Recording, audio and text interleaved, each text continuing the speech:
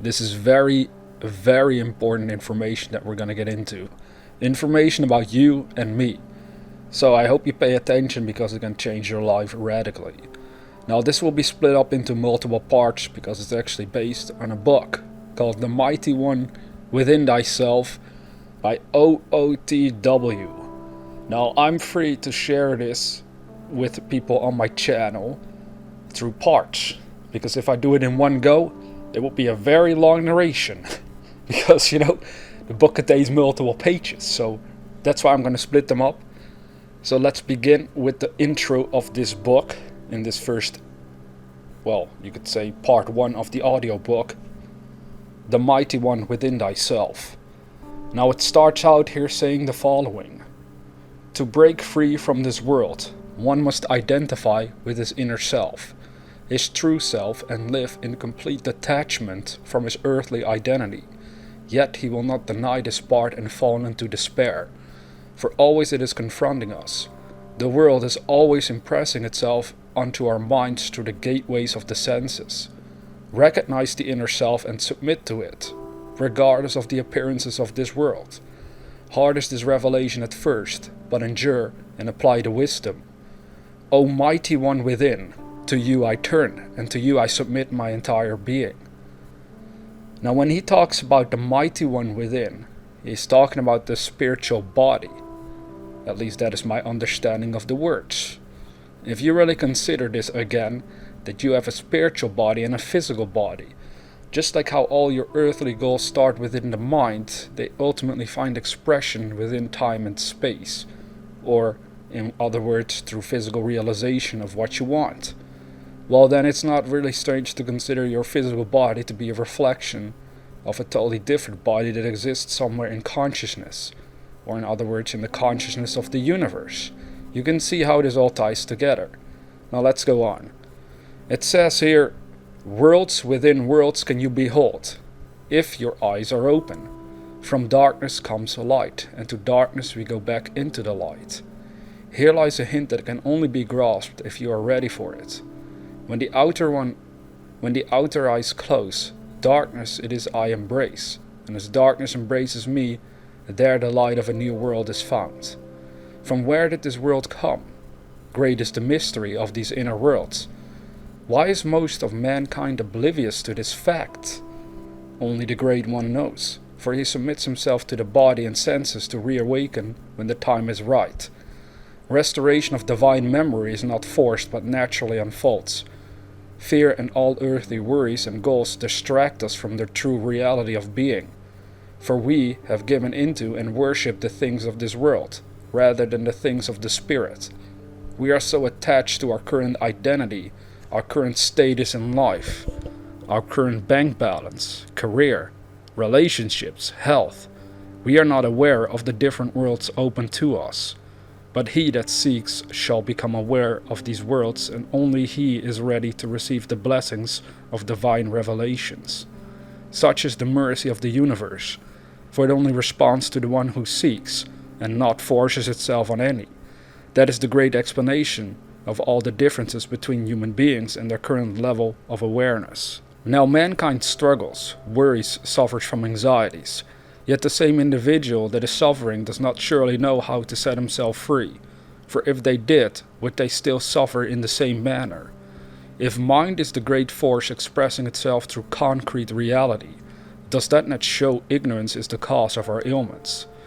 Ignorance is the real hell, for as long as I am not aware of how to change and set myself free, I shall surely suffer for all my days on earth, until I finally learn. My pain is self-begotten, and insofar as I believe my body to be the real me, I shall bow down to all of its pains also. I must remember and discover my non-physical body, for I have my being in many worlds. I move in many locations at once, and as I'm doing it, I am totally unaware it is happening. This is the great spell, the deep sleep that has fallen on mankind. I live as though I am dreaming. I am not aware of my own consciousness. I'm not aware that I'm dreaming. I don't recognize what I am, but one day I surely will. 'Tis till that time we shall suffer. Oh, how painful the road will be, but how joyous the eventual breaking free will be, for the law of polarity declares it to be so. If your journey currently is horrible, it must be magnificent in some way. Can you recognize the beauty? And do you know who it is that inspires you to look and see the actual beauty within? Have you found and recognized the inner self? Are you aware this is what life is about? They that awaken shall break free from this world of death and limitation. But if they that do not believe instead worship their earthly identities, they shall keep living through this world of mortality over and over again until they sicken of it and turn inwardly. Where are you on the scale of awakening? Blind to the inner world altogether? Slightly familiar with it? Or dedicating yourself to it fully? One can know the specific ailments tied to all these states. For as long as we are in this life, we must accept the limitations of the flesh and the rules forced upon us by the great governments. I shall write out some of these ailments so you can recognize where you are on the scale of awakening. But remember that some ailments intertwined with higher skills for life is always impressing itself upon thy mind, causing thy to lose the true heavenly way. The person who is blind to the inner world clings fully to the bodily pleasures and is very anxious about earthly matters. Their careers, the money they make, the things they possess, the amount of sex they can have, the drugs they can indulge in, etc. It is plain to see it's based on living only according to sensual pleasures. But as stated before, they intertwine with higher levels, for we cannot just dismiss these aspects completely as long as we are here operating through this physical body. The person who is familiar with their inner self is one who might spend some time every day, every week or every month to meditate. They take some time to read or contemplate the mind, but then forget all about it after they are done. Many people are like this. They believe they have to go and meditate somewhere remote with a strange hope and desire to reach enlightenment. They do not yet know their real self, but at least they are striving and trying to find it. This is to be encouraged, but also should be done with wisdom, for it can lead many astray thinking they should banish all earthly pleasures and sensations in order to reach their true selves. But the true self operates beyond time and space, so it does not care about the physical, but our minds. The conscious recognition of this inner self is the most important, for we can then carry that awareness with us even when we are confronted or have to indulge in physical matters. The person who fully dedicates to the inner world sooner or later is observed as being a mystic of some sort. They speak words that are not common to mankind. They use parables not recognized in our normal societies, yet they wield the power to consciously direct our minds and cause matter to take on certain form. They can manifest their goals on earth, because they know from personal experience how to manifest whatever they want in the inner worlds. That is what is meant by the kingdom of heaven within. This I have done personally, and it is shocking at first, but then the one seeking the truth will inevitably wonder, can I use this wisdom, this power, and bring it out into concrete expression? This is what all great spiritual texts try to convey. The answer is yes, but we cannot grasp it in truth as long as we are not ready for it. It takes both wisdom and discipline in order to function with full awareness from the inner plane of the mind into the outer world of our physical lives. I say to you, O listener, or in this case, O reader, tame the outer animal and raise the mighty one within, for that is the only way to find salvation in its truest sense. The peculiar feeling when lucid dreaming, if one can recall the feeling in full force when awake, life takes on a different meaning. I remember it happened to me. The sensation of lucid dreaming possessed me while I was awake. This was the moment I could sense nothing ever really hurts or touches the real me.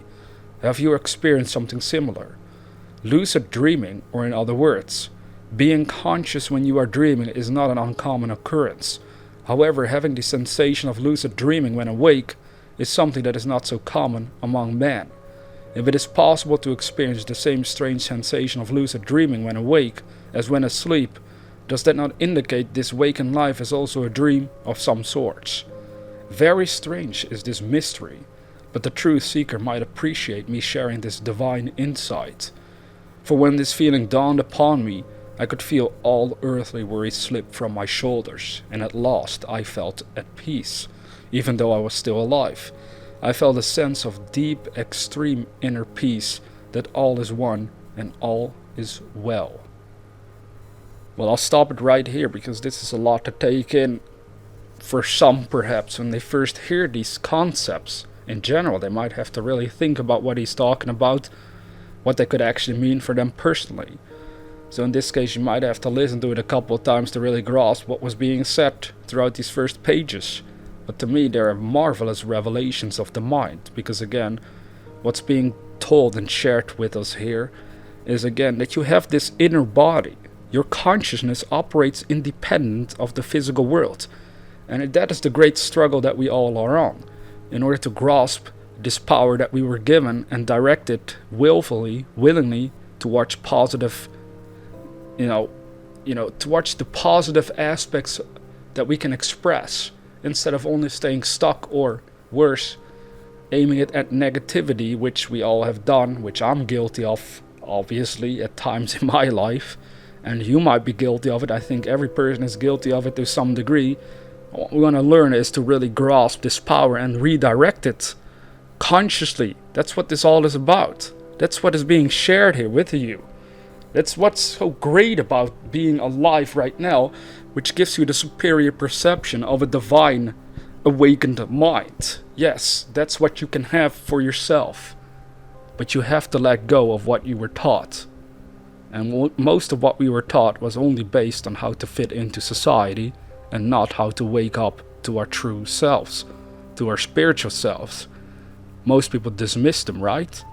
But there's some truth to all of this stuff that you can experience for yourself if you really make the effort to have the experience, to figure it out for yourself, to work with your own mind, to have that desire to develop and nourish that desire so you can wake up from within. Maybe at first with lucid dreams alone, but then you start to wonder about more and more deeper aspects of your own consciousness itself, which will lead you down a path that will end with so-called enlightenment. But how long and when it will happen for you, I can't tell. This book seems to be full with suggestions and explanations of what you can expect, but it also doesn't seem to say exactly like this is when it will happen for you. It's more something that we all have to contemplate in our own times. Anyways, that's it for now. I hope you found it interesting. We're gonna go on in the near future with part 2 of this book, and that's how I'm gonna post some of these narrations of this audiobook over time in general.